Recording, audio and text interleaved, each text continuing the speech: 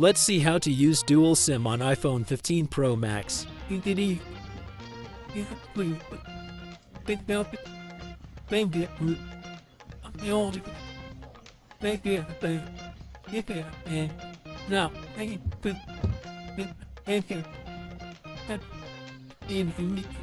This is only supports one physical SIM card and one SD card.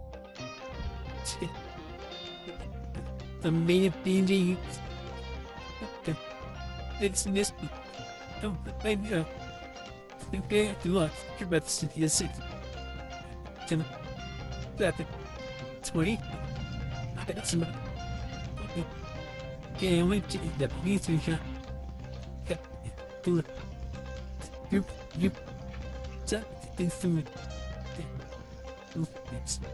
I am using an eSIM on my device.